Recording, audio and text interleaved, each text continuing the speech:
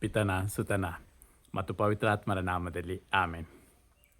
ಪ್ರಿಯರೇ, ನಾವು ಸ್ವಲ್ಪ ಹೊತ್ತು ದೇವರನ್ನು ಸ್ತುತಿಸೋಣ. ನಮ್ಮ ಜೊತೆ ಮಾತನಾಡುವ ಯೇಸು.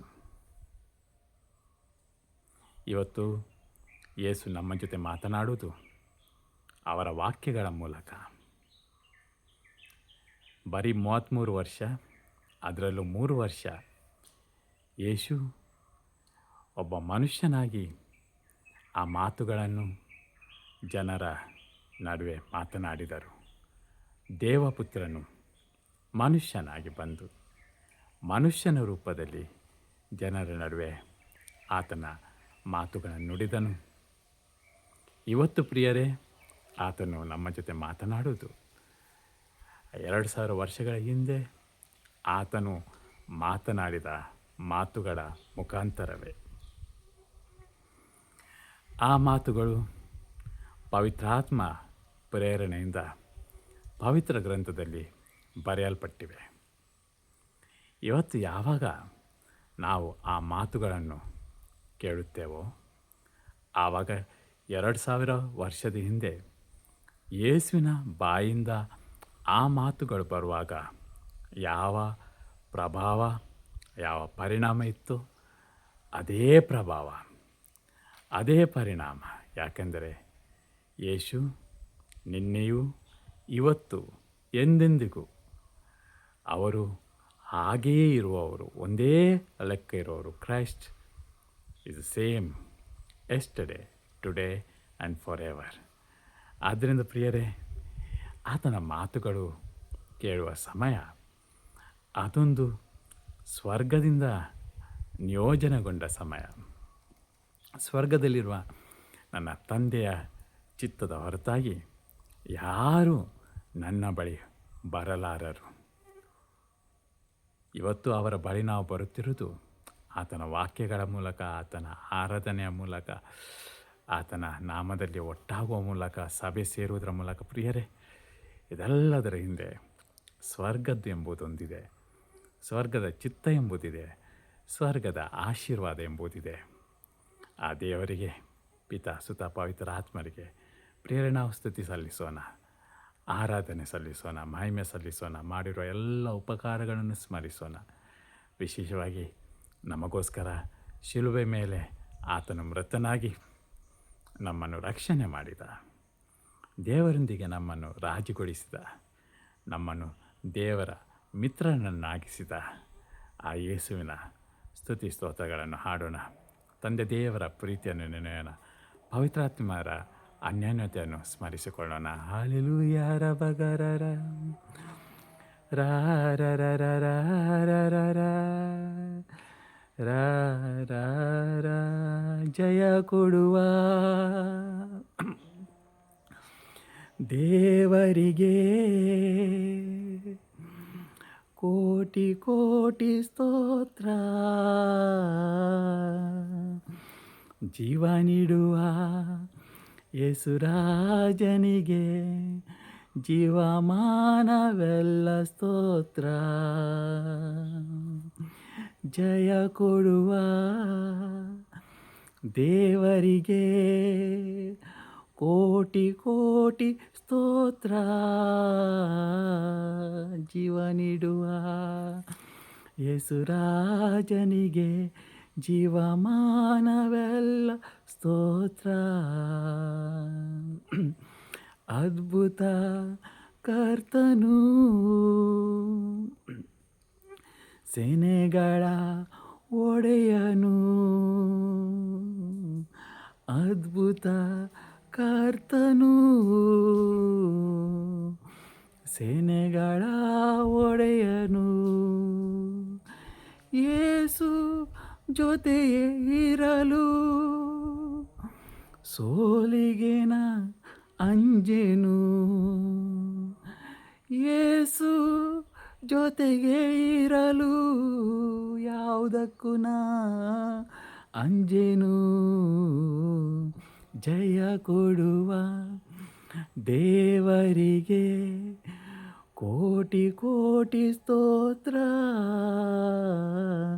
ಜೀವ ನೀಡುವ ಯೇಸುರಾಜನಿಗೆ ಜೀವಮಾನವೆಲ್ಲ ಸ್ತೋತ್ರ. ಜಯ ಕೊಡುವ ದೇವರಿಗೆ ಕೋಟಿ ಕೋಟಿ ಸ್ತೋತ್ರ.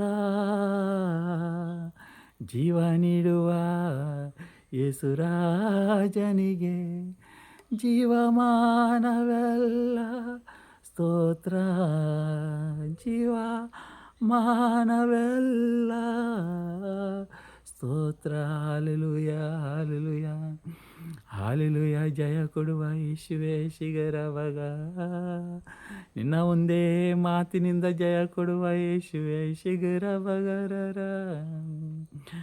ಮಾತಿನಿಂದ ಕುರುಡನಿಗೆ ಕಣ್ಣು ಕೊಟ್ಟ ದೇವರೇ, ಕಿವುಡನಿಗೆ ಕಿವಿ ಕೊಟ್ಟ ದೇವರೇ, ಕುಷ್ಠರೋಗಿಯನ್ನು ಗುಣಪಡಿಸಿದ ದೇವರೇ, ಸತ್ತ ಲಾಜರಸನನ್ನು ಮಾತಿನಿಂದಲೇ ಎಬ್ಬಿಸಿದ ಯೇಸುವೇ. ಓ ರಬಗ ರಿಬಗರರ. ನಿನ್ನ ನಾಮಕ್ಕೆ ಸ್ತೋತ್ರ. ನಿಮ್ಮ ನಾಮದಲ್ಲಿರುವ ರಕ್ಷಣೆಗೆ ಸ್ತೋತ್ರ. ನಿಮ್ಮ ನಾಮದ ವಾಕ್ಯಕ್ಕಾಗಿ ಸ್ತೋತ್ರ. ಆ ವಾಕ್ಯದ ಮೂಲಕ ಮಾಡುತ್ತಿರುವ ಎಲ್ಲ ಕಾರ್ಯಗಳಿಗಾಗಿ ಸ್ತೋತ್ರ. ಸ್ವರ್ಗದ ಶಕ್ತಿಯಾದ ನಿನ್ನ ನುಡಿಗಳಿಗೆ ಸ್ತೋತ್ರ, ವಂದನೆ, ಆರಾಧನೆ, ಮಹಿಮೆ ಯೇಸುವೇ. ಹಾಲೆಲೂಯ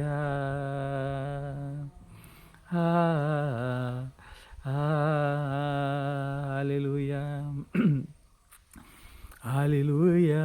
ಯೇಸುವೇ ಮಾತನಾಡು, ನಮ್ಮ ಜೊತೆ ಮಾತನಾಡು. ಆಶೀರ್ವಾದ ಮಾಡುವ ಮಾತುಗಳನ್ನು ಮಾತನಾಡು. ಪಾಪ ಕ್ಷಮಿಸುವ ಮಾತುಗಳನ್ನು, ವಿಶ್ವಾಸವನ್ನು ದೃಢಗೊಳಿಸುವ ಬಲಗೊಳಿಸುವ ಮಾತುಗಳನ್ನು ಮಾತನಾಡು. ರಬಗರರ.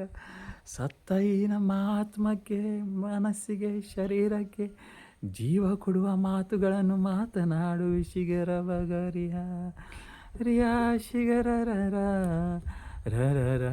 ಜಯ ಕೊಡುವ ಮಾತುಗಳನ್ನು ಮಾತನಾಡು. ಶಿಗರರ. ನಿತ್ಯ ಜೀವ ಕೊಡುವ ಮಾತುಗಳನ್ನು ಮಾತನಾಡು. ಅಭಿಷೇಕ ಮಾಡುವ ಮಾತುಗಳನ್ನು ಮಾತನಾಡು. ನಮ್ಮನ್ನು ಆಧ್ಯಾತ್ಮಿಕ ವರದಾನಗಳಿಂದ ತುಂಬುವ ನಿನ್ನ ಮಾತುಗಳನ್ನು ಮಾತನಾಡು. Hallelujah hallelujah.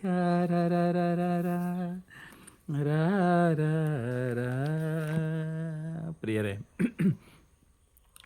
ಇನ್ನೇನು ಕೆಲವೇ ದಿನಗಳಲ್ಲಿ, ನಾಳೆ ನಾಡಿದ್ದು ಕ್ರಿಸ್ಮಸ್ ಹಬ್ಬ ಹಾಗೂ ನಂತರ ಕೆಲವು ದಿನಗಳ ಸಂಭ್ರಮ, ನಂತರ ಹೊಸ ವರುಷ, ನಂತರ ಪಾಸ್ಕ ಹಬ್ಬ, ನಂತರ ಕ್ರಿಸ್ಮಸ್ ಹಬ್ಬ.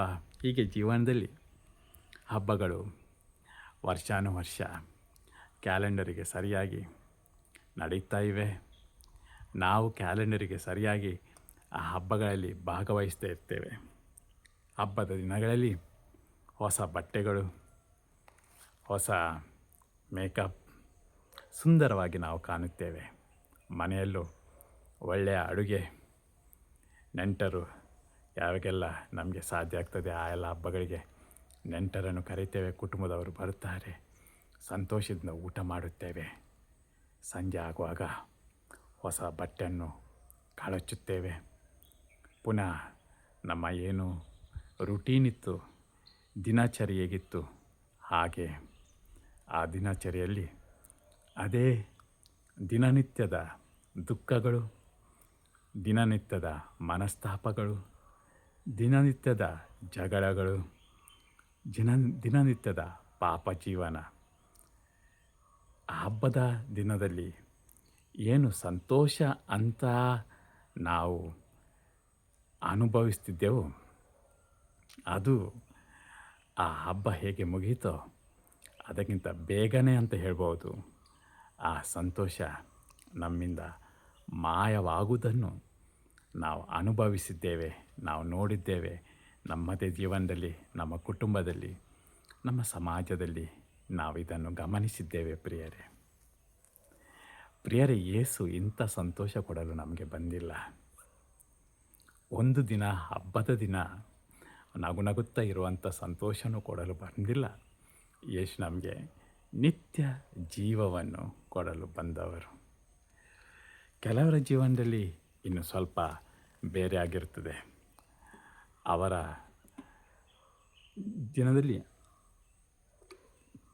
ಅಂಥ ಕಷ್ಟಗಳು ಎಂಬುದು ಅವರಿಗೆ ಬರದಿದ್ದಿರ್ಬೋದು, ಅಲ್ಲಿ ಬಡತನ ಇಲ್ಲದಿದ್ದಿರ್ಬೋದು, ಅಲ್ಲಿ ರೋಗಗಳು ಇಲ್ಲದಿದ್ದಿರ್ಬೋದು, ಅಲ್ಲಿ ಸಾಕಷ್ಟು ಸಂಪತ್ತು, ದಿನ ಚೆನ್ನಾಗಿರೋ ಊಟ, ದಿನ ಎಂಬಂತೆ ಒಳ್ಳೊಳ್ಳೆಯ ಪಾರ್ಟಿಗಳು, ಒಳ್ಳೊಳ್ಳೆಯ ಕಾರುಗಳು, ಒಳ್ಳೊಳ್ಳೆಯ ವ್ಯವಸ್ಥೆಗಳು ಎಲ್ಲವೂ, ಒಳ್ಳೆಯ ಮನೆಯಲ್ಲಿ ಒಳ್ಳೊಳ್ಳೆಯ ಉಪಕರಣಗಳು, ಒಳ್ಳೊಳ್ಳೆ ಟಿ ವಿ, ವಾಷಿಂಗ್ ಮಿಷಿನ್, ಫ್ರಿಜ್ಗಳು, ಇನ್ನೇನು ಎಲ್ಲ ಸಂಪತ್ತು ತುಂಬಿದುಕೊಂಡು ನಗುತ್ತಾ ಇದ್ದಾರೆ, ಸಂತೋಷದಿಂದಲೇ ಇದ್ದಾರೆ ಎಂಬಂತೆ ಭಾಸವಾಗಬಹುದು.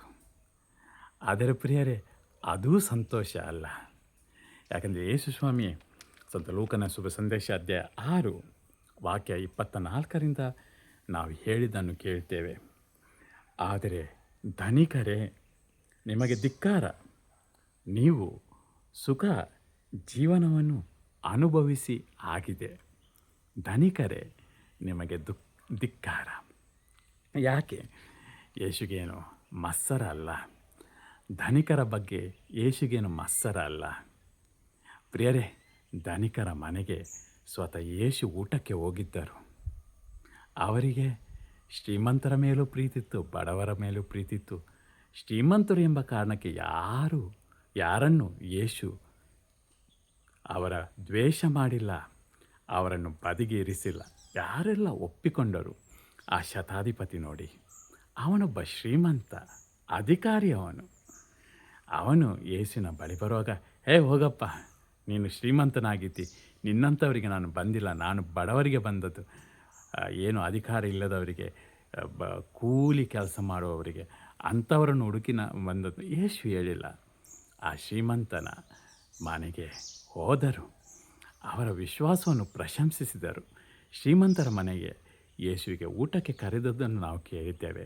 ಯೇಸು ಅವರ ಮನೆಗೆ ಅಪ್ರೀತಿಯಿಂದ ಕರೆದ ಶ್ರೀಮಂತರ ಮನೆಗೆ ಊಟಕ್ಕೆ ಹೋಗಿದ್ದರು. ಆದ್ದರಿಂದ ಶ್ರೀಮಂತಿಗೂ ಯೇಸುವಿಗೂ ದ್ವೇಷ ಇಲ್ಲ ಪ್ರಿಯರೇ. ಶ್ರೀಮಂತರ ಮೇಲೆ ಯೇಸುವಿಗೆ ದ್ವೇಷ ಇಲ್ಲ. ಆದರೆ ಯಾಕೆ ಹೇಳ್ತಾರೆ, ಧನಿಕರೇ, ನಿಮಗೆ ಧಿಕ್ಕಾರ, ನೀವು ಸುಖ ಜೀವನವನ್ನು ಅನುಭವಿಸಿ ಆಗಿದೆ. ಇಲ್ಲಿ ಯೇಸು ಏನು ಹೇಳುತ್ತಿರುವುದಂದರೆ, ನೀವು ಸುಖ ಜೀವನವನ್ನು ಅನುಭವಿಸಿ ಆಗಿದೆ, ಆದರೆ ನೀವು ದುಃಖಪಟ್ಟಿಲ್ಲ. ಏನು ದುಃಖಪಟ್ಟಿಲ್ಲ? ನೀವು ಕೂಲಿ ಮಾಡಿಲ್ಲ, ನೀವು ಶ್ರಮ ವಹಿಸಿ ಕೆಲಸ ಮಾಡಿಲ್ಲ, ನೀವು ಕಲ್ಲು ಮಣ್ಣು ಹೊತ್ತಿಲ್ಲ, ನೀವು ಹೊಲಗಳಲ್ಲಿ ಬೆನ್ನು ಬಗ್ಗಿಸಿ ಕೆಲಸ ಮಾಡಿಲ್ಲ, ನೀವು ಚಂದ ಸೋಫಾದ ಮೇಲೆ ಕೂತಿದ್ದೀರಿ, ನೀವು ಫ್ರಿಜ್ಜಿಂದ ತೆಗೆದು ಒಳ್ಳೆಯದನ್ನೇ ಊಟ ಮಾಡಿದ್ದೀರಿ. ಅದಲ್ಲ ಪ್ರಿಯರೇ, ಆ ಸುಖ ಜೀವನ ಅನುಭವಿಸಿ ಆಗಿದೆ. ಅದರ ಬಗ್ಗೆ ಮಾತಾಡ್ತಾ ಇಲ್ಲ. ಏನು ಮಾತಾಡ್ತಾ ಇದ್ದಾರೆ? ನೀನು ನಿನ್ನ ಪಾಪ ಜೀವನದ ಬಗ್ಗೆ, ನಿನ್ನ ಶ್ರೀಮಂತಿಕೆಯಲ್ಲಿ ಮರೆತು ಹೋಗಿದ್ದಿ. ಪಾಪಕ್ಕೆ ಪಶ್ಚಾತ್ತಾಪ ಪಡಬೇಕು, ದೇವರೊಟ್ಟಿಗೆ ಸಂಬಂಧ ಇರಬೇಕು, ಬಡವರಿಗೆ, ವಿಧವರಿಗೆ, ಅನಾಥರಿಗೆ ಸಹಾಯ ಮಾಡಬೇಕು, ದೇವರ ಕಾರ್ಯಗಳಿಗೆ, ಶುಭವಾರ್ತೆಯ ಕಾರ್ಯಗಳಿಗೆ ನಿನ್ನ ಸಂಪತ್ತನ್ನು ಹಂಚಬೇಕು. ಇದೆಲ್ಲರ ಬಗ್ಗೆ ಚಿಂತೆ ಮಾಡಿಲ್ಲ. That richness that has forgotten god, ಆ ಶ್ರೀಮಂತಿಕೆಯ ಬಗ್ಗೆ ಯೇಸು ಧಿಕ್ಕಾರ ಹೇಳ್ತಾರೆ. ಆದರೆ ಒಂದು ವೇಳೆ ನಿನ್ನ ಆ ಶ್ರೀಮಂತಿಕೆ ನಿನಗೆ ಪಾಪದ ಪಶ್ಚಾತ್ತಾಪ ಪಡಲು, ಪಾಪ ಜೀವನವನ್ನು ನೀನು ತ್ಯಜಿಸಲು, ಪವಿತ್ರತೆಗೆ ಆಸೆ ಪಡಲು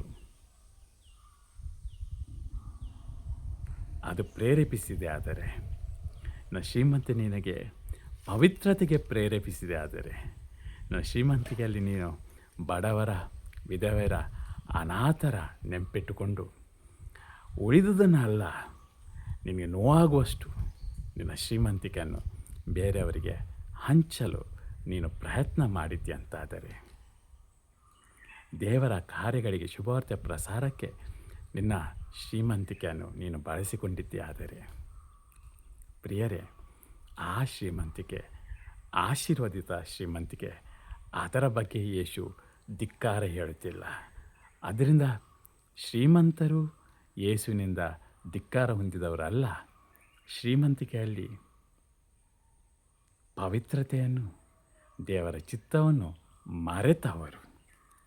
ಶ್ರೀಮಂತರಿಗೆ ನಿಮಗೆ ಧಿಕ್ಕಾರ. ನೀವು ಸುಖ ಜೀವನವನ್ನು ಅನುಭವಿಸಾಗಿದೆ. ಈಗ ತಿಂದು ತೃಪ್ತಿಯಾಗಿರುವವರೇ ನಿಮಗೆ ಧಿಕ್ಕಾರ. ನೀವು ಹಸಿದು ಬಳಲಿರಿ. ಏನು ತಿಂದು?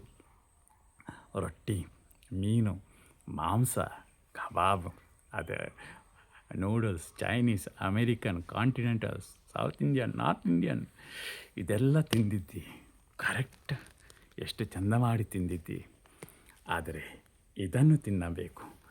ಮನುಷ್ಯ ಜೀವಿಸುವುದು ರೊಟ್ಟಿಯಿಂದ ಮಾತ್ರ ಅಲ್ಲ, ದೇವರ ಬಾಯಿಂದ ಬರೋ ಮಾತುಗಳಿಂದ. ಆದ್ದರಿಂದ ನಿನ್ನ ರೊಟ್ಟಿಯಲ್ಲಿ, ಕಬಾಬಲ್ಲಿ, ಎಲ್ಲದರಲ್ಲಿ ಅದನ್ನು ಹೊಟ್ಟೆ ಪೂರ್ತಿ ತಿಂದಿದ್ದಿ. ಆದರೆ ಇದನ್ನು ತಿನ್ನಲು ಮರೆತಿದ್ದಿ. ಪ್ರಿಯರೇ, ಈ ತಿನ್ನದೇ ಇರುವ ಸ್ಥಿತಿಯನ್ನು ದೇವರು ಖಂಡಿಸುತ್ತಾರೆ.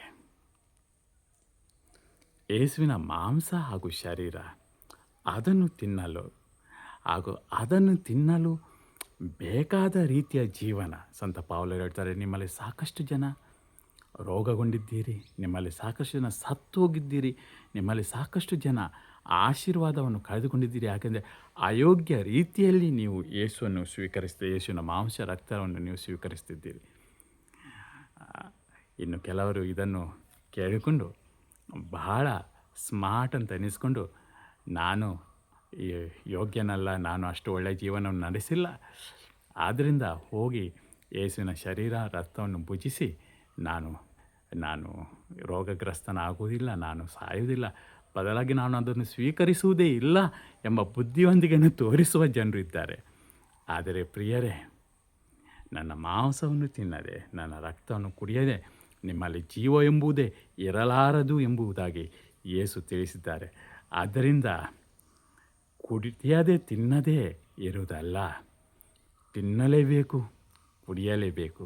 ಯೇಸುವಿನ ಮಾಂಸ ಹಾಗೂ ರಕ್ತ ತಿನ್ನಲೇಬೇಕು, ಕುಡಿಯಲೇಬೇಕು. ಯೇಸುವಿನ ವಾಕ್ಯಗಳು ಕುಡಿಯಲೇಬೇಕು, ಪವಿತ್ರಾತ್ಮ ಎಂಬ ಜೀವಜಲವನ್ನು. ಆದರೆ ಪ್ರಿಯರೇ, ಇದನ್ನು ಮರೆತು, ಇದರ ಬಗ್ಗೆ ಗಮನವೇ ಹರಿಸದೆ ಬರೀ ರೊಟ್ಟಿ, ಬರೀ ಮಾಂಸ, ಬರೀ ಮದ್ಯಪಾನ, ಬರೀ ಅದು ಇದು, ಆ ಜ್ಯೂಸ್ ಇವು ಜ್ಯೂಸ್, ಆ ಐಸ್ ಕ್ರೀಮ್ ಈ ಐಸ್ ಕ್ರೀಮ್ ಅಂತ ಈ ಲೋಕದನ್ನೇ ತಿನ್ನುವವರಿಗೆ ಯೇಸು ಸ್ವಾಮಿ ಹೇಳ್ತಾರೆ, ಧಿಕ್ಕಾರ ನಿಮಗೆ. ಪ್ರಿಯರೇ, ಧಿಕ್ಕಾರ ಎಕ್ಸಾಕ್ಟ್ಲಿ ಆಪೋಸಿಟ್ ಟು ಬ್ಲೆಸ್ಸಿಂಗ್. ನಿಮಗೆ ಆಶೀರ್ವಾದ ಎಂಬುದಕ್ಕೆ ಸರಿಯಾಗಿ ವಿರುದ್ಧವಾದ ಮಾತು ಧಿಕ್ಕಾರ ನಿಮಗೆ. You condemned. ಈಗ ನಕ್ಕು ನಲಿದಾಡುವವರೇ ನಿಮಗೆ ಧಿಕ್ಕಾರ. ನೀವು ದುಃಖಿಸಿ ಈಗ ನಕ್ಕು ನಲಿದಾಡುವವರು. ಈಗ ಒಳ್ಳೆಯ ಪಾರ್ಟಿಗಳು, ಆ ಪಾರ್ಟಿಗಳಲ್ಲಿ ಯೇಸುವನ್ನೇ ಮರೆಯುವಷ್ಟು ಅಂಥ ಪಾರ್ಟಿಗಳು, ಮದ್ಯಪಾನ, ಧೂಮಪಾನ, ಇನ್ನೇನು ದುಂದು ವೆಚ್ಚ, ಇದರಲ್ಲಿ ತೊಡಗಿಸಿಕೊಂಡಿರುವ ಪಾರ್ಟಿಗಳು, ನಕ್ಕು ನಲಿದಾಡುವವರು ಧಿಕ್ಕಾರ. ಯಾಕೆ ನಿನ್ನ ಪಾರ್ಟಿಯಲ್ಲಿ ಯೇಸುವನ್ನೇ ಮರೆತಿದ್ದಿ? ಯೇಸು ಅಲ್ಲಿ ಇರದೆ ಇರುವಂಥ ಪಾರ್ಟಿಯನ್ನು ನೀನು ನಡೆಸ್ತಿದ್ದಿ, ಆಯೋಜಿಸ್ತಿದ್ದಿ, ಅದರಲ್ಲೇ ನೀನು ಇದ್ದಿ. ಎಷ್ಟವರೆಗೆ ಅಂದರೆ ಯೇಸು ಅಲ್ಲಿ ನಿಲ್ಲಲೇ ಸಾಧ್ಯ ಇಲ್ಲ. ಒಂದು ವೇಳೆ ಯೇಸು ಅಲ್ಲಿದ್ದರೂ ಆತ ಕಣ್ಣು ಮುಚ್ಚಬೇಕು, ಆತ ಕಿವಿ, ಆತ ಬಾಯಿ ಕೂಡ ತೆರೆಯದೆ ಸುಮ್ಮನಲ್ಲಿ ಕೂತ್ಕೊಳ್ಬೇಕು. ಯಾಕಂದರೆ ಆತ ಬಾಯಿ ತೆರೆದರೆ ಹೇಗೆ ದೇವಾಲಯದಲ್ಲಿ ಆತನು ಅಲ್ಲಿ ದಂಧೆ ಮಾಡುವವರನ್ನು ಅವನು ಹೊರದಬ್ಬಿದನೋ, ಚಾಟಿಯಿಂದ ಬಡಿದನೋ, ಹಾಗೆ ಮಾಡಬೇಕಾದೀತು. ಆದ್ದರಿಂದ ಪ್ರಿಯರೇ, ಜನರೆಲ್ಲರಿಂದ ಹೊಗಳಿಸಿಕೊಳ್ಳುವಾಗ ನಿಮಗೆ ಧಿಕ್ಕಾರ.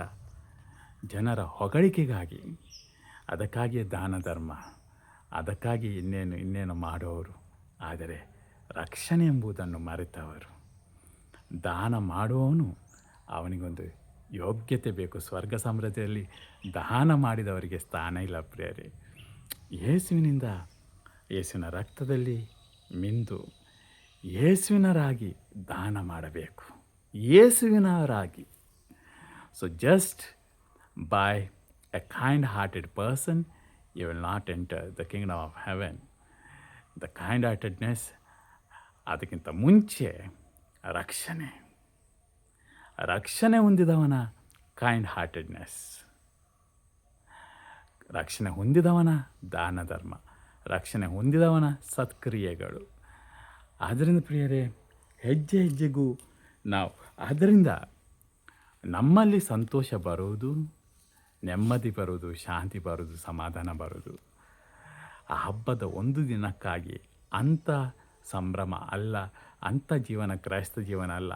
ಪಾರ್ಟಿಯ ಒಂದು ದಿನ, ತಿಂದು ಕುಡಿಯುವ ಒಂದು ದಿನ, ಅದು ಅಲ್ಲ ಪ್ರಿಯರೇ.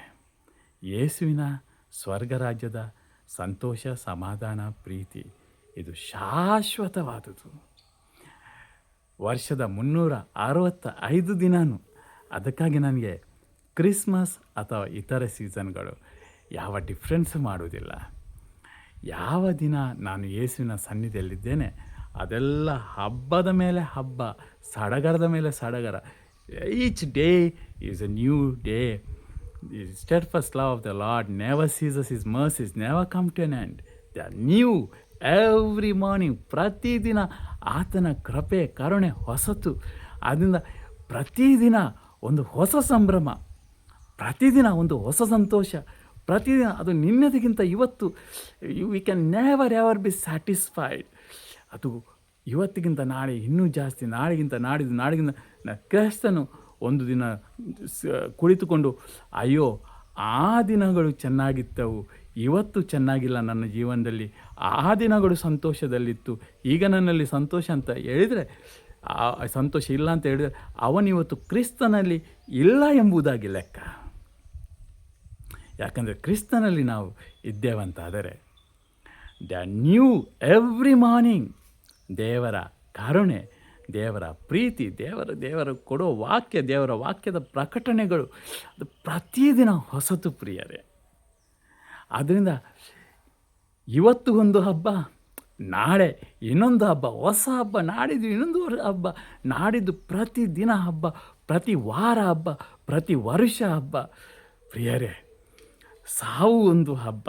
ಯಾಕಂದರೆ ಆ ಸಾವಿನ ಹಬ್ಬದಿಂದ ನಾವು ನಿತ್ಯ ಜೀವದ ಇನ್ನು ಸ್ವರ್ಗದಲ್ಲಿಯ ಆ ದಿನಾದ ಹಬ್ಬದೂಟಕ್ಕೆ, ಕುರಿಮರಿಯ ಔತಣಕ್ಕೆ, ದೇವರ ಕುರಿಮರಿಯ ಔತಣಕ್ಕೆ ದಿನ ಭಾಗವಹಿಸಲು ನಾವು ಇರುವಂಥವರುಗಳು ಪ್ರಿಯರೇ. ಆದ್ದರಿಂದ ನಾವು ಯಾವಾಗಲೂ ಇದನ್ನು ನೆನಪಿಟ್ಟುಕೊಳ್ಳಬೇಕು. ನಮ್ಮ ಹಬ್ಬಗಳು ಅಲ್ಲಿ ನಾವು ಒಂದು ದಿನದ ಸಂತೋಷ ಕಂಡುಕೊಳ್ಳುವವರು ನಾವು ಆಗಿರಬಾರದು. ಹಬ್ಬದಲ್ಲಿ ಸಂತೋಷ ಕಂಡುಕೊಳ್ಳುವವರು ನಾವು ಆಗಿರಬಾರದು. ದಿನದಲ್ಲಿ ಸಂತೋಷ ಕಂಡುಕೊಳ್ಳುವವರು.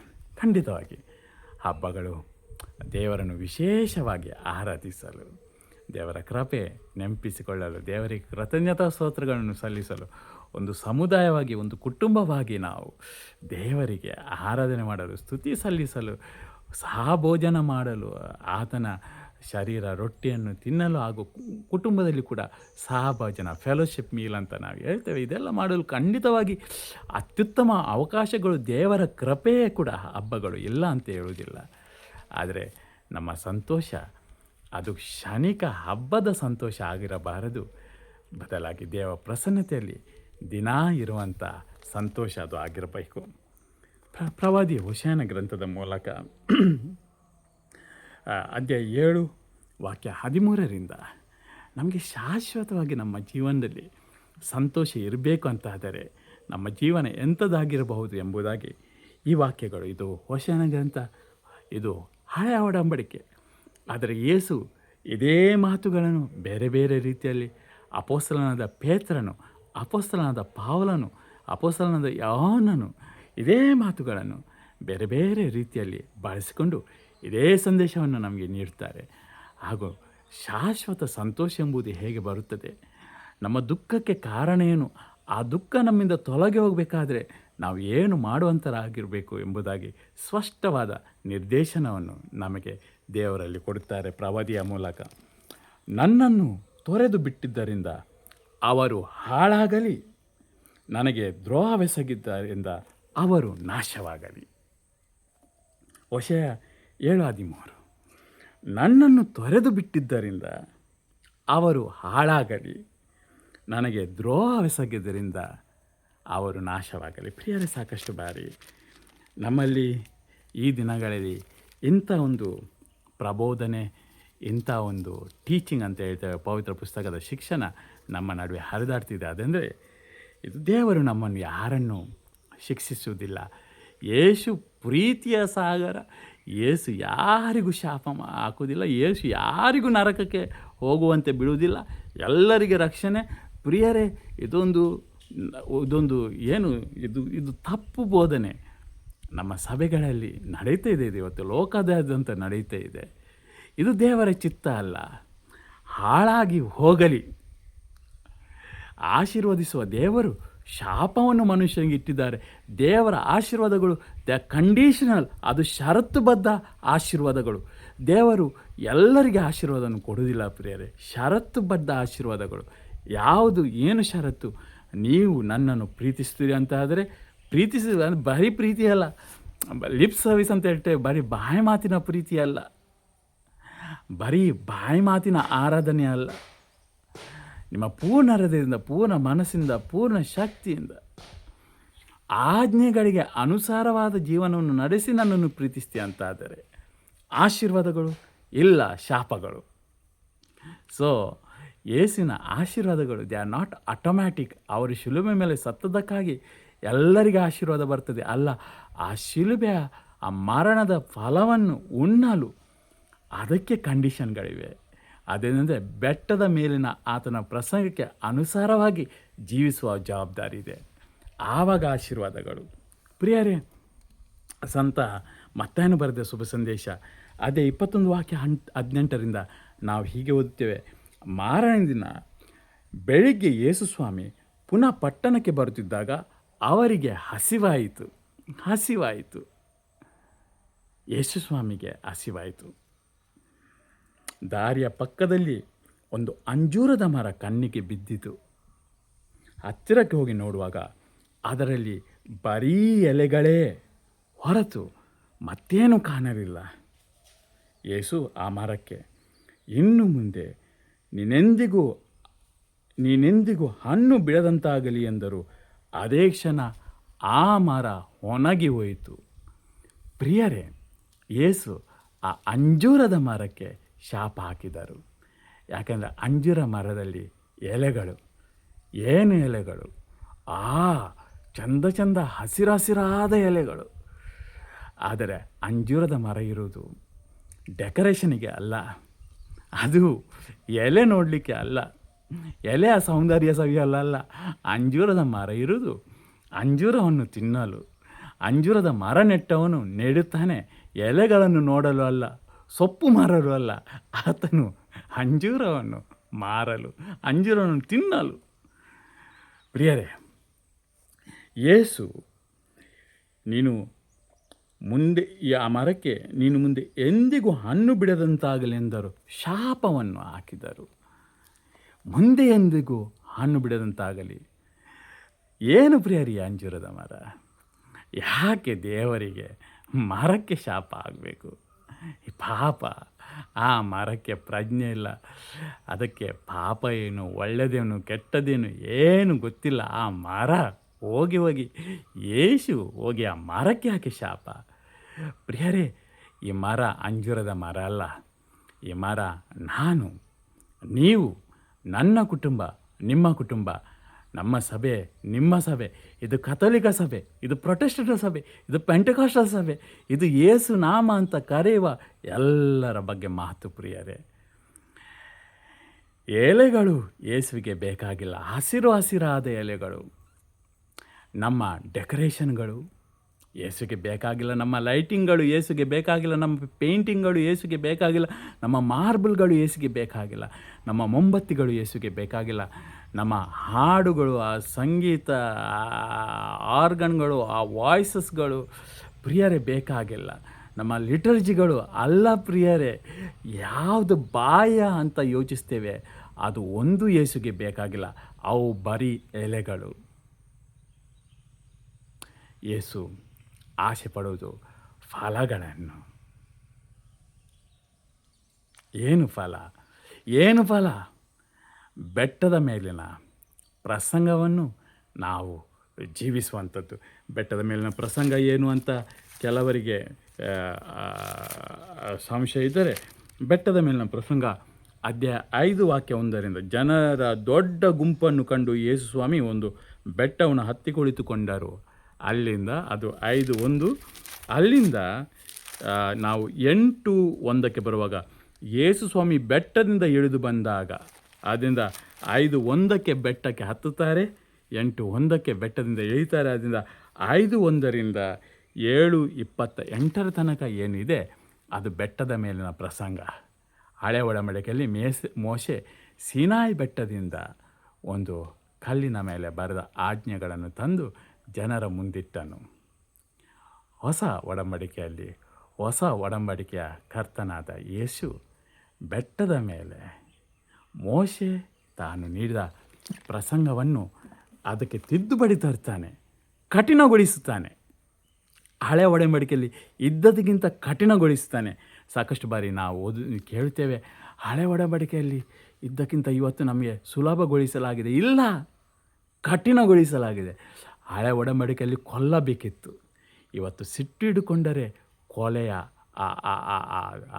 ಆ ಶಿಕ್ಷೆ ಏನಿದೆ ಅದು ಸಿಟ್ಟಿಟ್ಟುಕೊಂಡರೆ ಮನುಷ್ಯನಿಗೆ. ಹಳೆ ಒಡಂಬಡಿಕೆಯಲ್ಲಿ ವ್ಯಭಿಚಾರ ಮಾಡಬೇಕಾಗಿತ್ತು, ಇವತ್ತು ಕಣ್ಣಲ್ಲಿ ನೋಡಿದರೆ ಪ್ರಿಯರೇ. ಆದುದರಿಂದ ಬೆಟ್ಟದ ಮೇಲಿನ ಪ್ರಸಂಗದಲ್ಲಿ ಯೇಸು ನಮಗೆ ಕ್ರೈಸ್ತರಾಗಿ ನಾವು ಹೇಗೆ ಜೀವನ ನಡೆಸಬೇಕು ಎಂಬುದ ಸ್ಪಷ್ಟ ಆ ಚಿತ್ರಣವನ್ನು ಕೊಟ್ಟಿದ್ದಾರೆ. ಅದು ಫಲ. ಆ ಜೀವನ ನಡೆಸುವುದು ಫಲ. ಆ ಜೀವನ ಇಲ್ಲದ ಕ್ರೈಸ್ತ ಅಂತ ಹೆಸರಿಟ್ಟುಕೊಂಡ ಪ್ರತಿಯೊಬ್ಬ ಅಂಜೂರದ ಮರ, ಯಾವ ಅಂಜೂರದ ಮರ ಫಲ ಇಲ್ಲದೆ ಎಲೆಯಿಂದ ತುಂಬಿಕೊಂಡಿರುವ ಹಸಿರಾಗಿ ಕಾಣುವ, ನೋಡಲಿಕ್ಕೆ ಇವನು ಕ್ರೈಸ್ತನು, ಇವನು ಯೇಸುವಿನವನೆಂಬುದನ್ನು ನೋಡಲಿಕ್ಕೆ ಕಾಣಲು, ಆದರೆ ಅಲ್ಲಿ ಫಲವನ್ನು ಆಶಿಸಿ ಯಾರಾದರೂ ಒಬ್ಬ ಅಲ್ಲಿ ಬರ್ತಾನಂತಾದರೆ ಅಲ್ಲಿ ಬೆಟ್ಟದ ಮೇಲಿನ ಪ್ರಸಂಗವನ್ನು ಜೀವಿಸುವ ಪ್ರಮೇಯವೇ ಇಲ್ಲ. ಎಲ್ಲ ಬಾಯ ಆಡಂಬರಗಳು,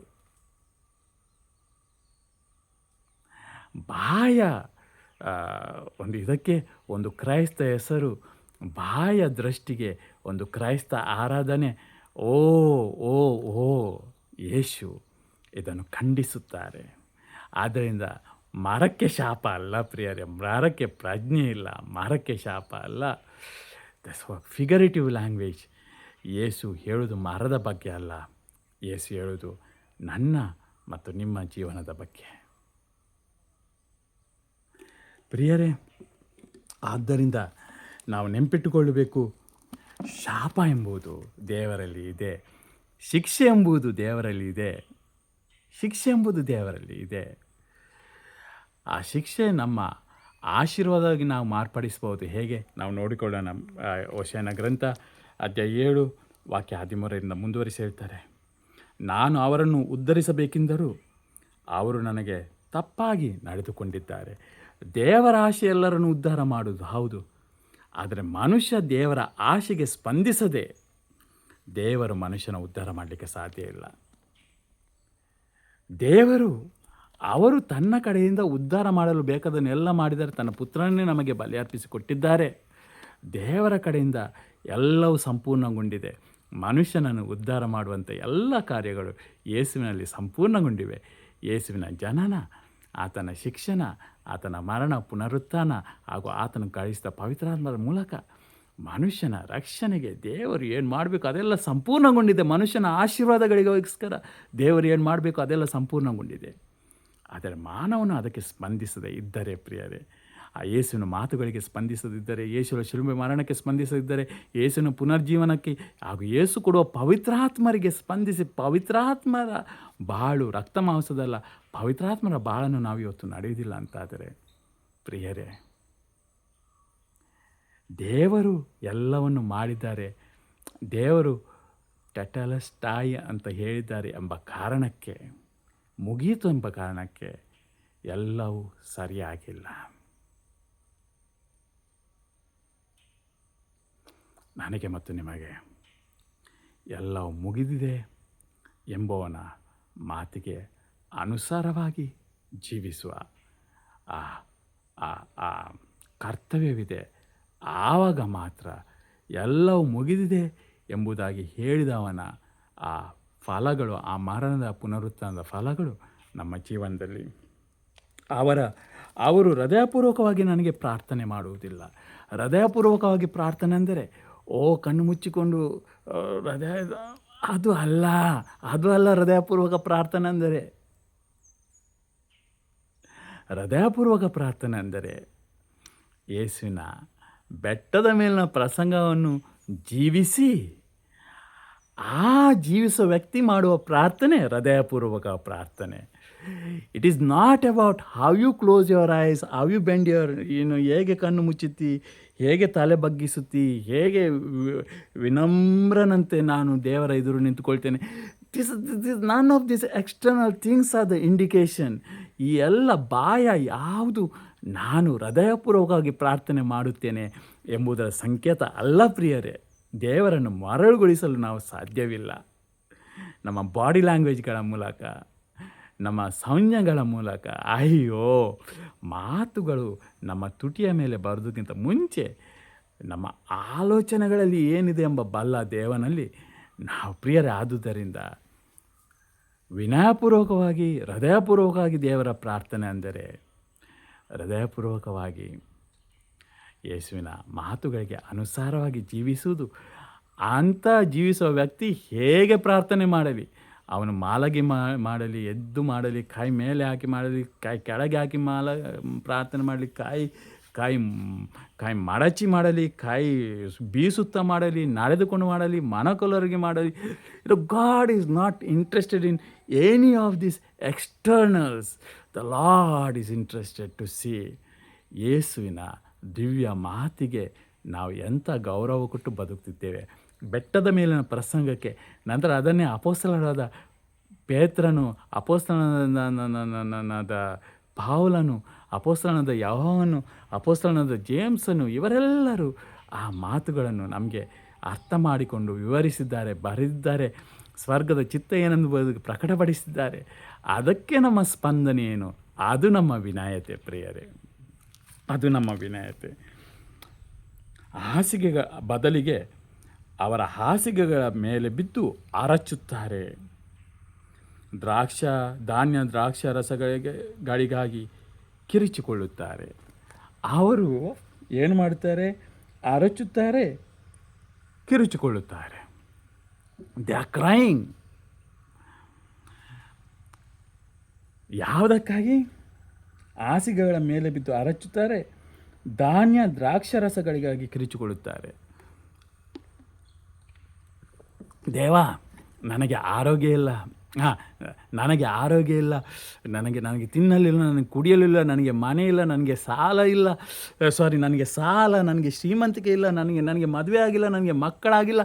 ಇದಕ್ಕೆಲ್ಲ ಹಾಸಿಗೆಯ ಮೇಲೆ ಅವರು ಕಿರಿಚಿಕೊಳ್ಳುತ್ತಾರೆ, ಕೂಗುತ್ತಾರೆ, ಕಣ್ಣೀರು ಸುರಿಸುತ್ತಾರೆ, ಬಂದವರಲ್ಲಿ ಹೇಳುತ್ತಾರೆ, ನನಗೆ ಸೊಂಟ ನೋವಿದೆ, ನನಗೆ ಕ್ಯಾನ್ಸರ್ ಇದೆ, ನನಗೆ BP ಇದೆ, ನನಗೆ ಶುಗರ್ ಇದೆ, ನನಗೆ ಅದು ಇದೆ, ಇದು ಇದೆ, ಎಲ್ಲರಿಗೆ ಹೇಳುತ್ತಾರೆ, ಕೂಗಿಕೊಳ್ಳುತ್ತಾರೆ. ಪ್ರಿಯರೇ, ದೇವರಿಗೆ ಆ ಕೂಗುಗಳು ಬೇಕಾಗಿಲ್ಲ. The Lord is not expecting that CRY from us. ಆ ಅರಚುವಿಕೆ ದೇವರಿಗೆ ಬೇಡ. ಆ ಆಸ್ಕಾರ ಸುಸ್ಕಾರಗಳು ದೇವರಿಗೆ ಬೇಡ. ದೇವರಿಗೆ ಬೇಕು ಏನು ಕೂಗುವುದು? ನನ್ನಲ್ಲಿ ಧಾನ್ಯ ಇಲ್ಲ, ನನ್ನಲ್ಲಿ ದ್ರಾಕ್ಷರಸ ಇಲ್ಲ, ನನ್ನಲ್ಲಿ ಸಂಪತ್ತಿಲ್ಲ, ನನ್ನಲ್ಲಿ ಚಿನ್ನ ಇಲ್ಲ, ನನ್ನಲ್ಲಿ ಬೇಡಿ ಇಲ್ಲ, ನನ್ನಲ್ಲಿ ಆರೋಗ್ಯ ಇಲ್ಲ. ಈ ಚೀರಾಟಗಳು ದೇವರಿಗೆ ಬೇಡ. ದೇವರಿಗೆ ಬೇಕು ನನ್ನ ಪಾಪವನ್ನು ಕೂಗಿಕೊಳ್ಳುವಂಥದ್ದು. The cry of repentance. That's what the Lord is interested to see. Lord is not interested in our supplications, because even without our supplication, ನಾವು ಕೇಳೋದಕ್ಕಿಂತ ಜಾಸ್ತಿ ನಾವು ಕೇಳೋದಕ್ಕೆ ಕೊಡೋದು ಬರೀ ಅವರ ಮಹಿಮೆ. ಅದು ಬೆಳಗಿಸಲು ಲೋಕಕ್ಕೆ ನಾವು ಅವರದ್ದು ಇವನದ್ದು ಕೇಳಿ ಎಂಬುದಕ್ಕೆ ಒಂದು ಸಾಕ್ಷಿ ಕೊಡಲು ಮಾತ್ರ ಬಿಟ್ಟು, ಪ್ರಿಯರೇ, ನಾವು ಪ್ರಾರ್ಥನೆ ಮಾಡಿದ್ದೇವೆ ಎಂಬುದಕ್ಕಾಗಿ ದೇವರು ನಮಗೆ ಒಳ್ಳೆಯದನ್ನು ಕೊಡುವವನಲ್ಲ. ನಾವು ಬೇಡೋದಕ್ಕಿಂತ ಅಧಿಕವಾಗಿ ನೀಡುವವನು ಅವನಾಗಿದ್ದಾನೆ. ಆದ್ದರಿಂದ ದೇವ, ಚಿನ್ನ ಇಲ್ಲ ಚಿನ್ನ ಕೊಡು, ಬೆಳ್ಳಿ ಇಲ್ಲ ಬೆಳ್ಳಿ ಕೊಡು ದೇವ, ನಂದು ಹೊಡೋರು ಕಳ್ಳರು ಕೊಂಡೋದರು, ನನ್ನ ಬಿಸ್ನೆಸ್ ಲಾಸ್ ಆಯಿತು. ಎಲ್ಲ ಅರಚುವಿಕೆಗಳು. They won't impress god.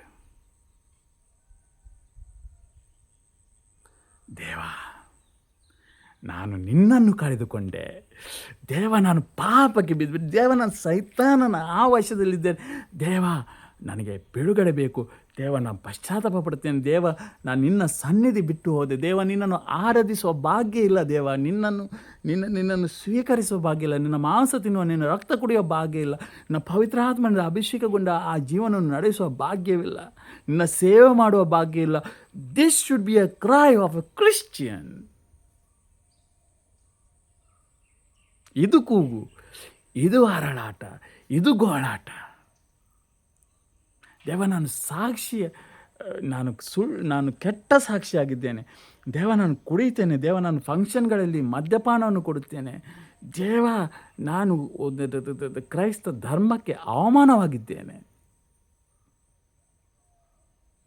ನಾನು ನಿನ್ನ ನಾಮಕ್ಕೆ ಅವಮಾನವಾಗಿದ್ದೇನೆ.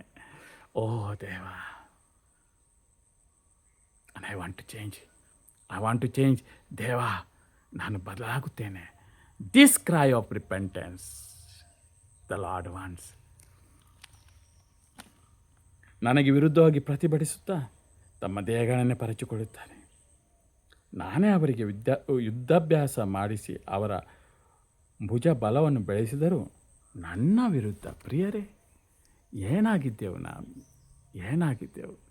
ನೋಡಿ ನಮ್ಮ ಪೂರ್ವಜರನ್ನು, ನೋಡಿ ನಮ್ಮ ಚರಿತ್ರೆ, ನೋಡಿ ನಮ್ಮ ಪೂರ್ವಜರು ಏನಾಗಿದ್ದರು. ಶಿಕ್ಷಣ ಎಂಬುದಿಲ್ಲ, ಅಂಧಕಾರದಲ್ಲಿ, ಮೌಢ್ಯಾಚರಣೆಗಳಲ್ಲಿ ಮುಳುಗಿ ಹೋಗಿದ್ದ ಅವರನ್ನು ಈ ಶುಭ ಸಂದೇಶದ ಮೂಲಕ ದೇವರು ಎಬ್ಬಿಸಿದರು, ಜ್ಞಾನ ಕೊಟ್ಟರು, ವಿವೇಕ ಕೊಟ್ಟರು. ಅದರ ಫಲವಾಗಿ ನಾವು ಇವತ್ತು ಇಂಥ ಜೀವನವನ್ನು ನಡೆಸ್ತೇವೆ.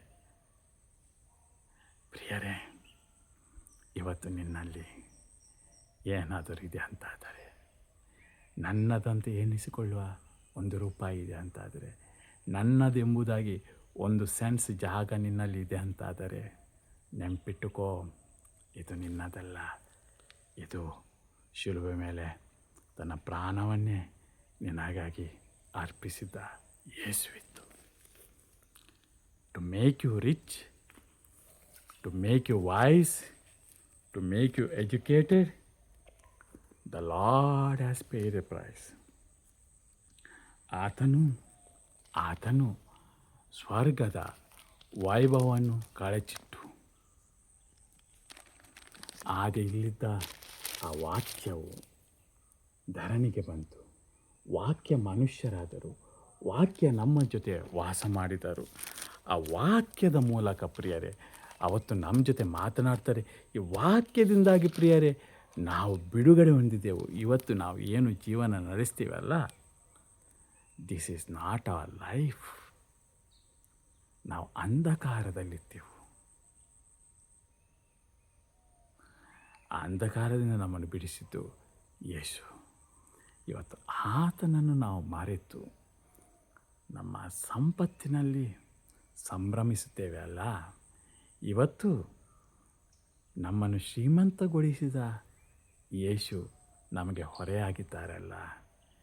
ಇವತ್ತು ನಾವು ನಮ್ಮ ಸಂಪಾದನೆಯ ಆರಾಧನೆ ಮಾಡುವವರು, ನಮ್ಮ ಸೌಂದರ್ಯದ ಆರಾಧನೆ ಮಾಡುವವರು.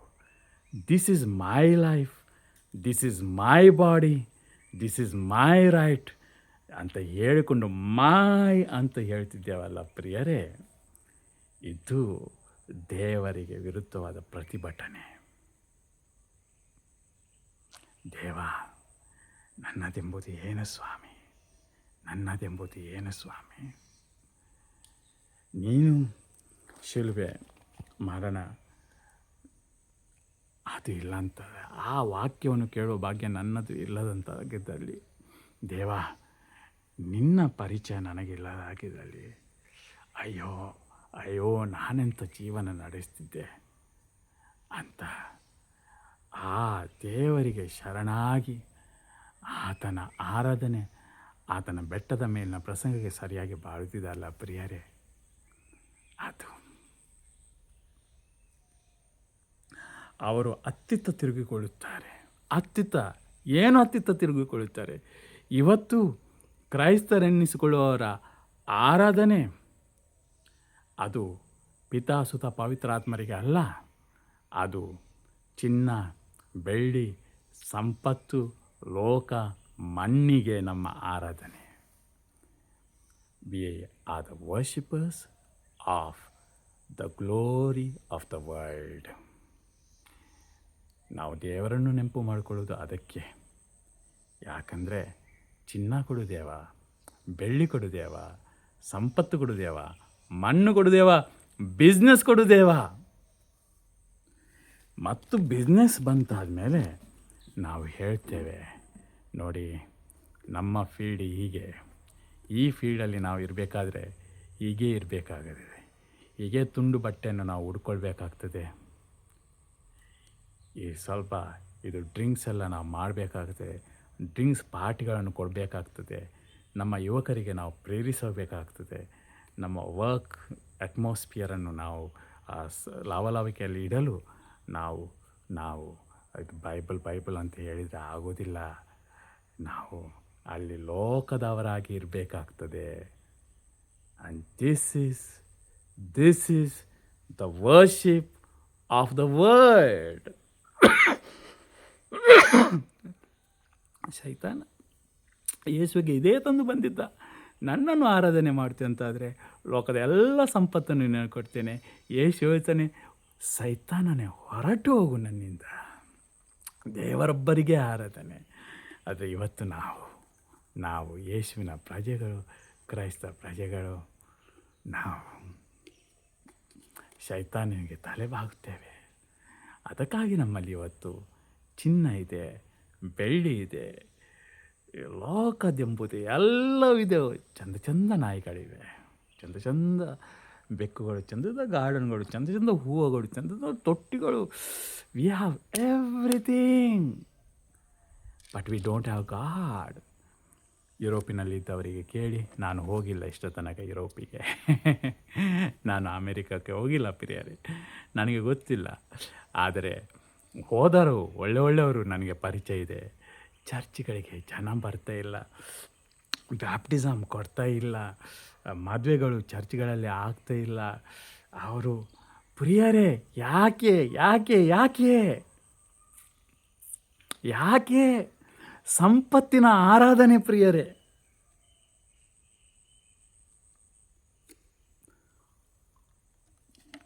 ನನ್ನೊಬ್ಬರು ಪರಿಚಯದವರಿದ್ದಾರೆ, ಅವರು ಹೇಳ್ತಾರೆ, ಅವರ ಮೊಮ್ಮಗ ಇಷ್ಟೇ ಇವೆ, ಒಂದು ಎರಡು 3 ತಿಂಗಳ ಹಿಂಗೆ ಮೊಮ್ಮಗ ಅಮೇರಿಕಾದಲ್ಲಿ. ಅವ ಹೇಳ್ತಿದ್ದಂತೆ, ನಾನು ಹುಡುಗನಲ್ಲ, ನಾನು ಹುಡುಗಿ ಅಂತ ಹೇಳಿಕೊಂಡು, ನಾನು ಹುಡುಗಿ ಜೊತೆ ಮದುವೆ ಆಗಬೇಕು ಅಂತೇಳಿ ಹೇಳಿಕೊಂಡು ಎಲ್ಲ. ನಂತರ ಪ್ರಿಯರೇ, ಅವನು ಡ್ರಗ್ಸ್ ತೆಗೆದುಕೊಳ್ತಿದ್ದ, 18 ವರ್ಷದ ಪ್ರಾಯದವ, ಡ್ರಗ್ ಓವರ್ಡೋಸಿಂದ ತೀರಿ ಹೋದ. ಶ್ರೀಮಂತರು, ತಂದೆ ತಾಯಿ ಅಗರ್ಭ ಶ್ರೀಮಂತರು.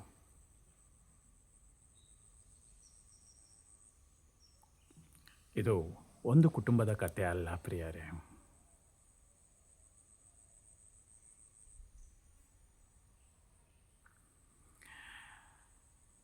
ಇನ್ನೊಂದು ಹೇಳಬೇಕಾ, ಇದು ದೂರದ ಅಮೇರಿಕಾದ, ದೂರದ ನಾನು ನೋಡದ ಯುರೋಪಿನ, ನಾನು ನೋಡದ ಆ ದೇಶಗಳ ಸ್ಥಿತಿ ಅಲ್ಲ.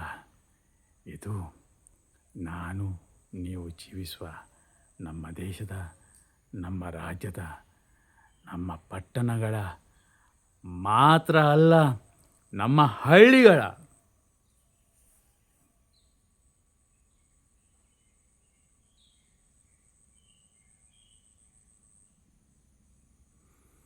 ಸಂಪತ್ತಿನ ಆರಾಧನೆ ಆಗಲ್ದು. ಯೇಸು ಹೇಳಿದರು, ಮನುಷ್ಯ 2 ದೋಣಿಯ ಮೇಲೆ ಕಾಲಿಡಲು ಸಾಧ್ಯನೇ ಇಲ್ಲ. ನಿನ್ನ ದೋಣಿ ಒಂದೇ ಆಗಿರಬೇಕು. ಲೋಕದಲ್ಲಿದ್ದೀರಿ ನೀವು, ಆದರೆ ಲೋಕದವರಲ್ಲ.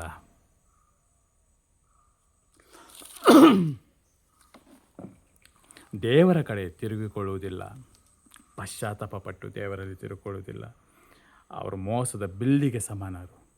ಸೊಕ್ಕಿನ ನಾಲಿಗೆಯ ನಿಮಿತ್ತ ಅವರ ಮುಖಂಡರು ಹತರಾಗುವ. ನಾಲಿಗೆಯ ನಿಮಿತ್ತ ಸೊಕ್ಕು ಇದೆ ಏನು ಇದೆಲ್ಲ ಬೈಬಲ್ ಅಂತ ಎಲ್ಲ ಹೇಳಿದರೆ, ದೇವರ ವಾಕ್ಯ ಅಂತ ಹೇಳಿದರೆ ಅದೆಲ್ಲ ಆಗೋದಿಲ್ಲ. ಲೋಕದಲ್ಲಿ ಇರುವಾಗ ಲೋಕದ ಹಾಗೆ ಇರಬೇಕೆಂಬ ಸೊಕ್ಕಿನ ಮಾತು ಇದೆಯಲ್ಲ, ಅವರ ಪತನ. Egypt is the symbol of ಇವತ್ತಿನ ಈಜಿಪ್ಟಲ್ಲ ಪ್ರಿಯರೇ. ಅದರಿಂದ ಆ ಹಳೆ ಒಡಂಬಡಿಕೆಯಲ್ಲಿ ನಾವು ಏನು ಹೇಳ್ತೇವೆ, ಇಸ್ರಾಯೇಲನ್ನು ದಾಸ್ಯರಾಗಿಸ್ತಾ ಇಲ್ಲಿ ಈಜಿಪ್ಟ್ ಎಂಬುದು ದೇಶ ಅಂತ ನಾವು ಇವತ್ತು ಹೇಳ್ತಿಲ್ಲ. ಆ ಸಮಯದ್ದು ಈಜಿಪ್ಟ್ ಅದು ಬಿಬ್ಲಿಕಲ್ ಹಿಸ್ಟ್ರಿ, ಆ ಹಳೆ ಒಡಂಬಡಿಕೆ, ಈಜಿಪ್ಟ್ ಆ ಸಮಯ ಹೇಳ್ತಾರೆ. ಈಜಿಪ್ಟಿಗೆ ಹಾಸ್ಯಾಸ್ಪದ. ಈಜಿಪ್ಟ್ ನೋಡಿ ನಗಾಡುವವರು ಏನು ಅದು ಕೊಂಕು ನಗೆ ಅಂತ ಹೇಳ್ತಾರಲ್ಲ, ಇವತ್ತು ಕ್ರೈಸ್ತ ಜನರನ್ನು ನೋಡಿ ಕೊಂಕು ನಗೆಯನ್ನು ನೆಗಾಡುವವನು ಶೈತಾನನು. ನಾನು ನಿಮ್ಮನ್ನು ದಾಸನಾಗಿದ್ದೇನೆ, ನನ್ನ ದಾಸನಾಗಿಸಿದ್ದೇನೆ. ನಿಮಗೆ ಹೇಗೆ ನಾಯಿಗೆ ಆ ಒಂದು ಬಿಸ್ಕಿಟ್ ಹಾಕಿ ನಾಯಿಯ ಬಿಸ್ಕಿಟ್ ಹಾಕೋದನ್ನು ಫ್ರೆಂಡ್ಶಿಪ್ ಮಾಡಿ ಅವನು ಈ ಬಿಸ್ಕಿಟ್ ಕುಣಿಸ್ತಾನಲ್ಲ, ಹಾಗೆ ನಾನು ನಿಮಗೆ ಸಂಪತ್ತು, ಲೋಕ, ಚಿನ್ನ, ಬೆಳ್ಳಿ, ಕಾರು, ಉದ್ಯೋಗ ಎಂಬ ಒಂದು ಬಿಸ್ಕಿಟನ್ನು ಹಾಕಿ ನನಗೆ ಬೇಕಾಗೆ ನಿನಗೆ ಕುಣಿಸ್ತಾ ಇದ್ದೇನೆ ಓ ಕ್ರೈಸ್ತನೇ ಅಂತ ಹೇಳಿಕೊಂಡು ಶೈತಾನ ಕೊಂಕು ನಗೆಯನ್ನು ನನ್ನನ್ನು ನಿಮ್ಮನ್ನು ನೋಡಿ ನೆಗಾಡುತ್ತಿದ್ದಾನೆ. ಅಂಥ ಜೀವನ ನಮ್ಮದಾಗಬಾರದು ಎಂಬ ಕಾರಣಕ್ಕಾಗಿ ಯೇಸು ಸ್ವಾಮಿಯ ಮೊದಲ ಪ್ರವಚನ ಸಂತ ಮತ್ತಾಯನ ಶುಭ ಸಂದೇಶ ಅಧ್ಯಾಯ 4 ವಾಕ್ಯ 17ರಿಂದ. ಅಂದಿನಿಂದ ಯೇಸು ಪಶ್ಚಾತ್ತಾಪಪಟ್ಟು ಪಾಪಕ್ಕೆ ವಿಮುಖರಾಗಿರಿ, ದೇವರಿಗೆ ಅಭಿಮುಖರಾಗಿರಿ, ಸ್ವರ್ಗ ಸಾಮ್ರಾಜ್ಯ ಸಮೀಪಿಸಿತು ಎಂಬ ಸಂದೇಶ ಬೋಧಿಸತೊಡಗಿದರು. ಪ್ರಿಯರ, ರಕ್ಷಣೆ ಎಂಬುದು ತನ್ನಿಂತಾನೇ ಆಗುವುದಿಲ್ಲ. ಪಶ್ಚಾತ್ತಾಪ ನನ್ನದು, ಪಾಪಕ್ಕೆ ವಿಮುಖನಾಗುವುದು ನನ್ನ ನಿರ್ಧಾರ, ದೇವರಿಗೆ ಅಭಿಮುಖನಾಗುವುದು ನನ್ನ ನಿರ್ಧಾರ. ನನ್ನ ಜೀವನ ಶೈಲಿಯನ್ನು ಬದಲಾಯಿಸುವುದು, ನನ್ನ ನಿರ್ಧಾರಗಳನ್ನು ಬದಲಾಯಿಸುವುದು, ಬೆಟ್ಟದ ಮೇಲಿನ ಪ್ರಸಂಗಕ್ಕೆ ಅನುಸಾರವಾಗಿ ನಡೆಯುವುದು. ಬೇಕಾದ ಕೃಪೆಯೆಲ್ಲ ದೇವರು ಕೊಟ್ಟಾಗಿದೆ, ನಾನು ನಿರ್ಧಾರ ಮಾಡೋದು ಒಂದೇ ಬಾಕಿ. ನಿರ್ಧಾರ ಮಾಡಿ ಅದರಂತೆ ಜೀವಿಸುವಾಗ ದೇವರ ಆಶೀರ್ವಾದಗಳು, ಆವಾಗ ಸದಾ ನಮ್ಮಲ್ಲಿ ವಾಸವಾಗುವ ಶಾಂತಿ, ಸಮಾಧಾನ, ಪ್ರೀತಿ ಏನು, ಪವಿತ್ರಾತ್ಮರೇ ನಮ್ಮಲ್ಲಿ ವಾಸ. ಪಿತಾ, ಸುತ, ಪವಿತ್ರಾತ್ಮರು ನಮ್ಮಲ್ಲಿ ವಾಸ. ಸ್ವರ್ಗ ನಮ್ಮಲ್ಲಿ ವಾಸ. ಸ್ವರ್ಗದ ಬೆಳಕು, ಸ್ವರ್ಗದ ಸಂತೋಷ, ಸ್ವರ್ಗದ ಆನಂದ ಏನೆಲ್ಲ ಸ್ವರ್ಗದಲ್ಲಿ ನಡೆಯುತ್ತಿದೆ ಅದೆಲ್ಲ ಇಲ್ಲಿ ನಡೆಯುತ್ತದೆ, ಈ ಜೀವನದಲ್ಲಿ ನಡೆಯುತ್ತದೆ. ಅದು ಸಂತೋಷ ಪ್ರಿಯರೇ. That is the joy, that's the new mercies every morning. There is newness because it is of heaven. ಅದು ಸ್ವರ್ಗಕ್ಕೆ ಸೇರಿದು. ಪ್ರಾರ್ಥಿಸೋಣ. ಹಾಲೆಲೂಯಾ ರಬಗರರ. ಯೇಸುವೆ, ನಿಮಗೆ ಸ್ತೋತ್ರ ಸಲ್ಲಿಸ್ತೇವೆ. ನಿಮ್ಮ ಮಾತುಗಳಿಗೋಸ್ಕರ ನಿಮಗೆ ಸ್ತೋತ್ರ ಸಲ್ಲಿಸ್ತೇವೆ. ಪವಿತ್ರಾತ್ಮರಿಗೋಸ್ಕರ ಈ ಮಾತುಗಳನ್ನು ನಮಗೆ ವಿವರಿಸುವ, ಮಾತುಗಳ ಗೂಢಾರ್ಥವನ್ನು ಹೇಳುವ, ಮಾತುಗಳನ್ನು ನೆನಪಿಸುವ ದೇವ, ನಿನ್ನ ಮಾತುಗಳನ್ನು ಕೇಳಿದ್ದೇವೆ.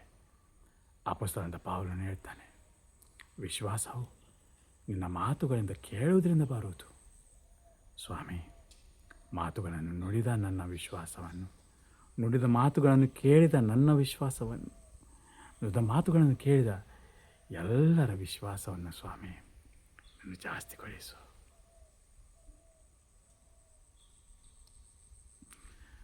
Holy Spirit, I pray, release the gift of faith to this congregation for watching these videos. ನನ್ನ ಮಾತ್ರ ಪ್ರವಚನ ಅಲ್ಲ, ಪ್ರಪಂಚದಲ್ಲಿ ಎಲ್ಲ ಪ್ರವಚನ ಮಾಡ್ತಾರೆ. ಆ ಎಲ್ಲ ಪ್ರವಚಕರ ಪ್ರವಚನಗಳನ್ನು, ಅವರ ಸೇವೆಯನ್ನು, ಧ್ಯಾನ ಮಂದಿರಗಳನ್ನು, ಚರ್ಚ್ಗಳನ್ನು, ಕಥೋಲಿಕ, ಪ್ರೊಟೆಸ್ಟೆಂಟ್, ಪೆಂಟೆಕಾಸ್ಟಲ್ ಸಭೆಗಳನ್ನು ಎಲ್ಲರನ್ನು ನಿಮ್ಮ ಪಾದಕ್ಕೆ ಸಮರ್ಪಿಸುತ್ತೇನೆ. ಮಾತುಗಳನ್ನು ನುಡಿಯುವ ಸೇವಕರನ್ನು, ಮಾತುಗಳನ್ನು ಕೇಳುವ ನಿನ್ನ ಜನರನ್ನು, ನಿನ್ನ ಸೇವಕರನ್ನು ಸ್ವಾಮಿ ನಿಮ್ಮ ಪಾದಕ್ಕೆ ಸಮರ್ಪಿಸ್ತೇವೆ. ನಮ್ಮೆಲ್ಲರನ್ನು ಅಧಿಕವಾಗಿ ಅಭಿಷೇಕಗೊಳಿಸಿ, ಅಧಿಕಾದ ವಿಶ್ವಾಸದ ವರದಾನ ಫಲಿಸಿ, ಅಧಿಕವಾಗಿ ನಿಮ್ಮ ಪುತ್ರರಾದ ಯೇಸುವನ್ನು, ಆತನ ಮಾತುಗಳನ್ನು, ಆತನ ಜೀವನವನ್ನು, ಆತನನ್ನು ನಾವು ಪ್ರೀತಿಸುವಂತಾಗಲಿ. ನಿಮ್ಮನ್ನು ಯಾವಾಗಲೂ ನೆನಪಿಸಿಕೊಳ್ತಾ ತಂದೆ ನಿಮ್ಮ ಕೃತಜ್ಞತಾ ಸ್ತೋತ್ರಗಳನ್ನು ಸಲ್ಲಿಸುವಂಥ ಸೌಭಾಗ್ಯ ನಮಗೆ ಕರುಣಿಸು. ಪವಿತ್ರ ಆತ್ಮರೇ ನಮ್ಮ ಜೊತೆಗಿರು. ಸ್ವರ್ಗದಲ್ಲಿರುವ ನಮ್ಮ ತಂದೆ, ನಿಮ್ಮ ನಾಮ ಪೂಜಿತವಾಗಲಿ, ನಿಮ್ಮ ರಾಜ್ಯ ಬರಲಿ ನನ್ನೊಳಗೆ, ನನ್ನ ಕುಟುಂಬದಲ್ಲಿ, ನಮ್ಮ ಸಭೆಯಲ್ಲಿ, ಕಥೋಲಿಕ ಸಭೆಯಲ್ಲಿ, ಪ್ರೊಟೆಸ್ಟೆಂಟ್ ಪೆಂಟೆಕಾಸ್ಟಲ್ ಸಭೆಯಲ್ಲಿ, ಈ ಪ್ರಪಂಚದಲ್ಲಿ ಕ್ರೈಸ್ತರೆಂಬ ನಿಮ್ಮ ಮೂಲಕವಾಗಿ, ನಿಮ್ಮ ಮಾತುಗಳನ್ನು ಕೇಳುವವರ ಮೂಲಕವಾಗಿ, ನಿಮ್ಮ ಮಾತುಗಳಿಗೆ ವಿಧೇಯರಾಗಿರುವವರ ಮೂಲಕವಾಗಿ, ನಿಮ್ಮ ಮಾತುಗಳನ್ನು ಸಾರುತ್ತಿರುವವರ ಮೂಲಕವಾಗಿ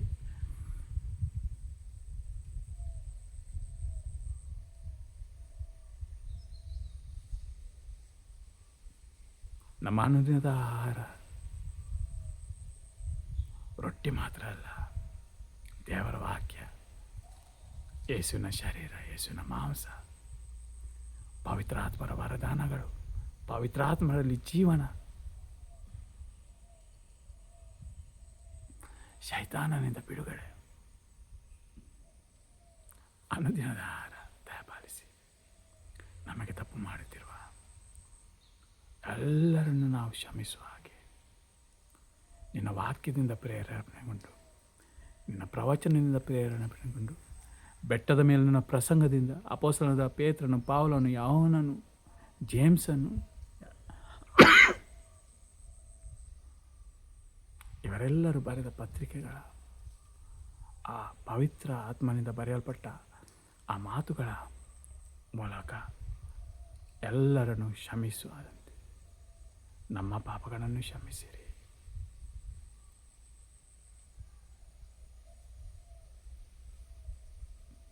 ಸದಾ ಕಾಡುತ್ತಿರುವ ಶೈತಾನನ ಶೋಧನೆಗೆ ನಾವು ಮೂರ್ಖರಾಗಿ ದಾಸರಾಗದೆ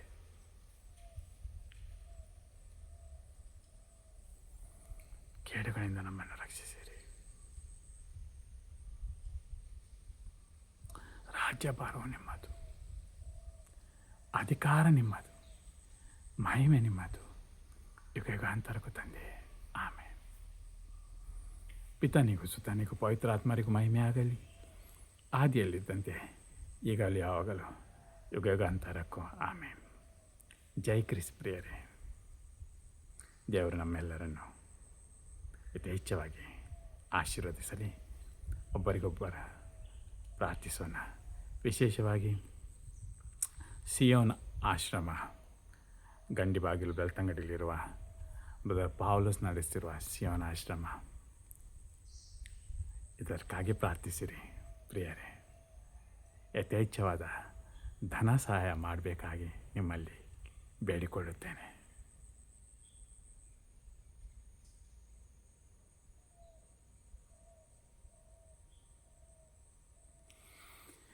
ಆ ಸಂಸ್ಥೆಗೆ ಬ್ರದರ್ ಪೌಲಸ್ ಸಿಯೋನ್ ಆಶ್ರಮ್ ಟ್ರಸ್ಟ್ ಬೆಳ್ತಂಗಡಿ ಅಂತ ಹಾಕಿದರೆ ನಿಮಗೆ ಇಂಟರ್ನೆಟಲ್ಲಿ ಅಲ್ಲಿನ ಮಾಹಿತಿಗಳು ಸಿಗುತ್ತವೆ. ಭೇಟಿ ಕೊಡಿ ಪ್ರಿಯರೇ.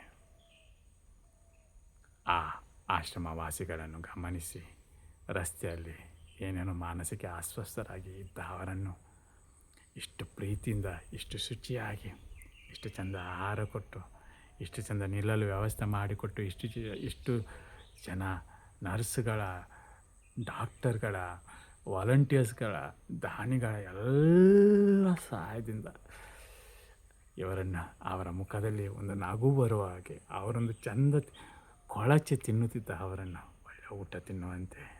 ಪ್ರಿಯರೇ, ದೇವರ ಮಕ್ಕಳು ಅವರು. ನಾನು ಅನಾಥರ, ವಿಧೇಯರ, ಬಡವರ ದೇವ. ಇವರಿಗೆ ನೀವು ಏನು ಮಾಡಿದಿರೋ ಅದು ನನಗೇ ನೀವು ಮಾಡಿದಿರಿ ಅಂತ ಯೇಸು ಹೇಳ್ತಾರೆ. ಪ್ರಿಯರೇ, ನೀವು ಸಹಾಯ ಮಾಡಿದೆ, ಹೇಗೆ ತಾನೇ ಇಂಥ ಸಂಸ್ಥೆಗಳು